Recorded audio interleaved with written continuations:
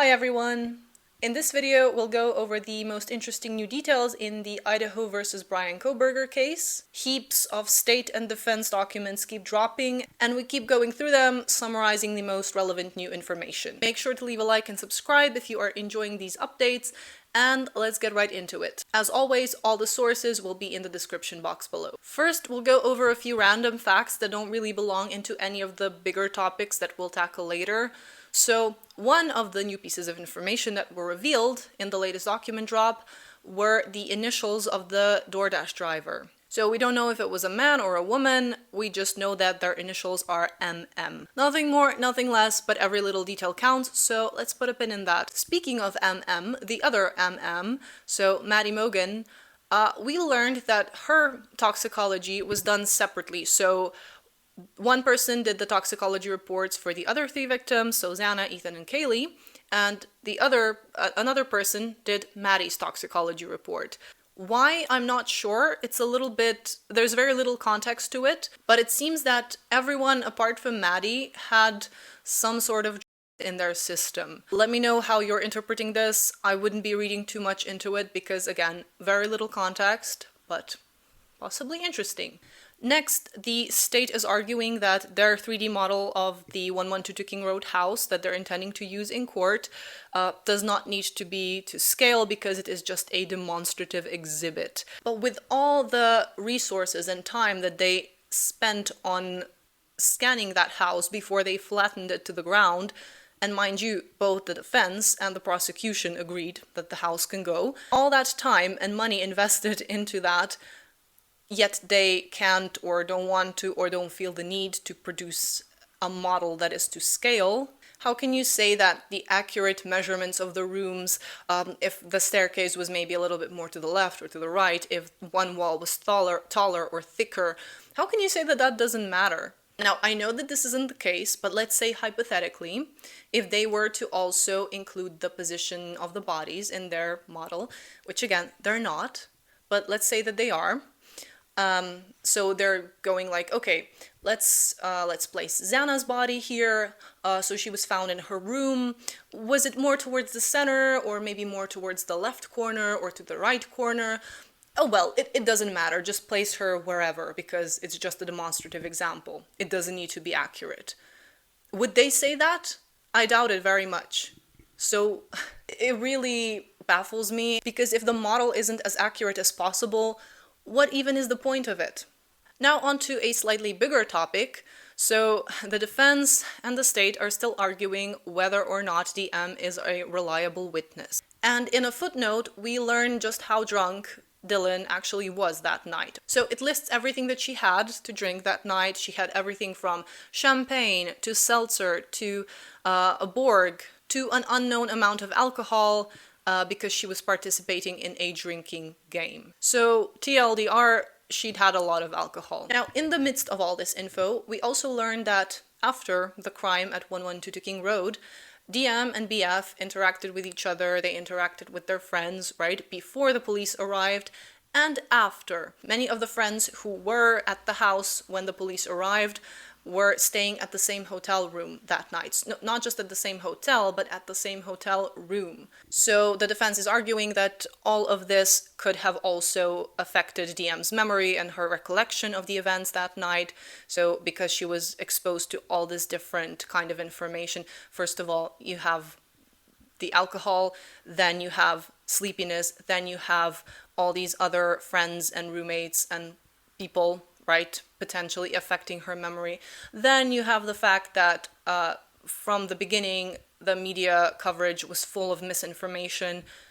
It's a cluster F. So all of this likely did affect DM's, in her own words, already fuzzy memory of that night. One of the other issues that the defense is having is the fact that they're claiming that the police officers may have influenced DM and her recollection with the way that they were asking questions in the interviews. For example, a police officer directly asked DM if she knows what a balaclava is, showed her a picture, and a few days later in another interview, DM drew, surprise, surprise, a picture of a balaclava. claiming that this is what she saw on the perpetrator. The fact that Dylan's credibility is still being debated over just baffles me, honestly. Now we get to the topic of Kohberger's confirmed and alleged disabilities.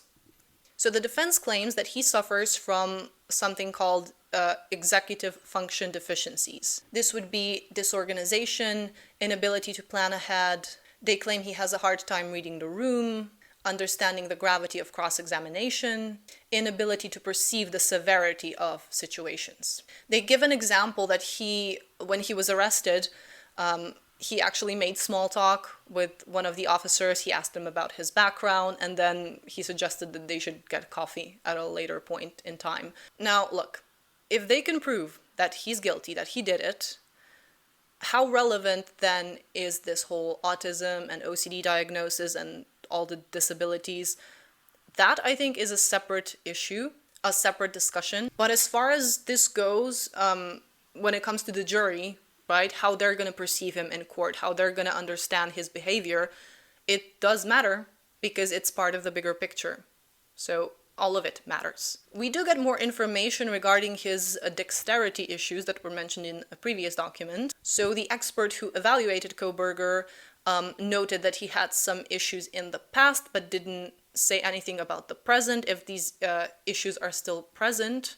But allegedly it wasn't anything severe anyway. It was basically limited to things like bad handwriting and difficulty tying his shoelaces. Now look, I'm not going to pretend like I can make any kind of an informed judgment on this. If these issues that the defense is claiming he has are really affecting his life to the degree that the defense is claiming they are, I don't know. Maybe they are exaggerating about certain things and how certain aspects of the diagnosis and how they affect Brian Kohberger's life. Next, they're still going back and forth about Brian Kohberger's alibi.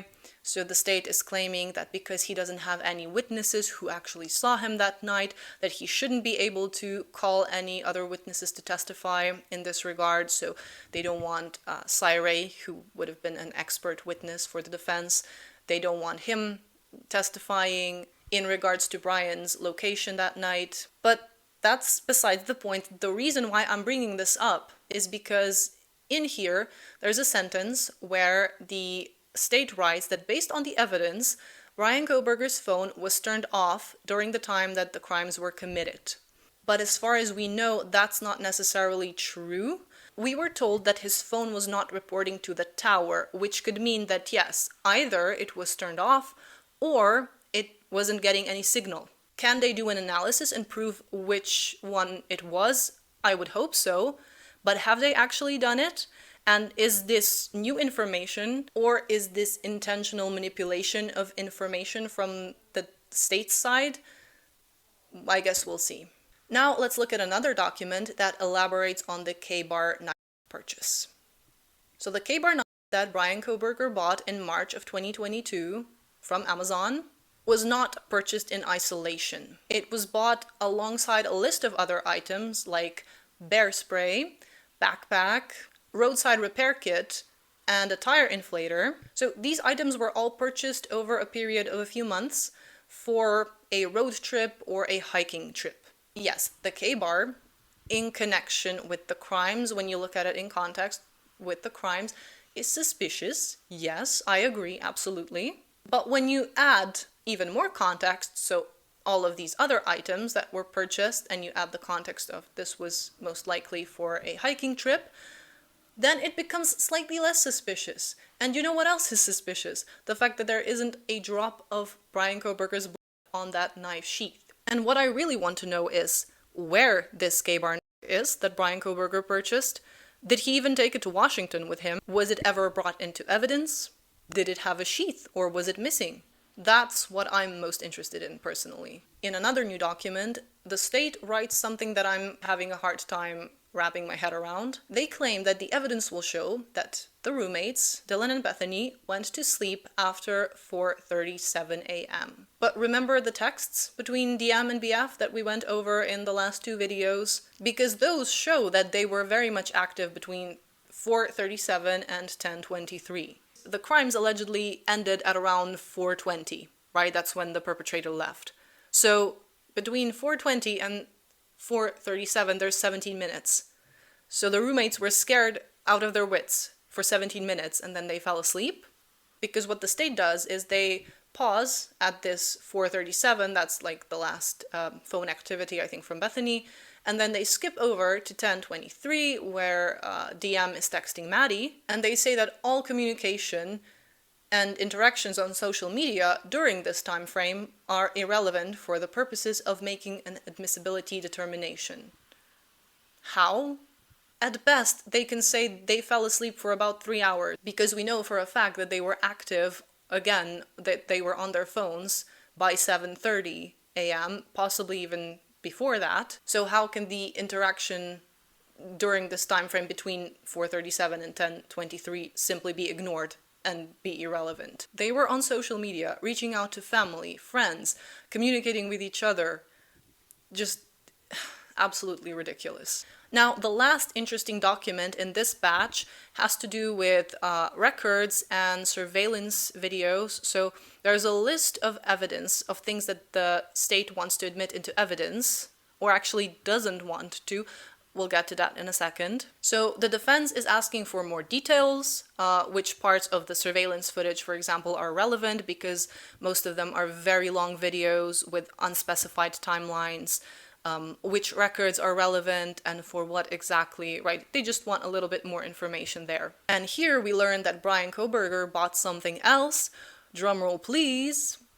He bought a black balaclava in January of 2022. So again, this information in isolation, bit suspicious, yes, but then you remember that Brian Kohberger is a runner, that he lived in Washington. You remember the hiking trip that he or his family were preparing for, buying things off of Amazon for. You consider that the balaclava was bought pretty much almost a year before the crime, because if we go back to where they were taking some items from Brian Kohberger's apartment, I do not remember a balaclava being on that list. So again, we don't even know if he brought it with him to Washington, or if he still had it. Yes, he could have committed the crimes with it and disposed of it. That's another option, of course. I'm very much open to that being a possibility. But I'm not fully convinced yet, because it's easy to find an explanation for the balaclava, which again is not a super peculiar item. It's easy to find an explanation for it that isn't nefarious. Now, besides the balaclava, this evidence list is very long. We have a bunch of banking records, records from the King Road victims and Brian Kohberger, Amazon records for Brian, receipts from places like Walmart, Winco.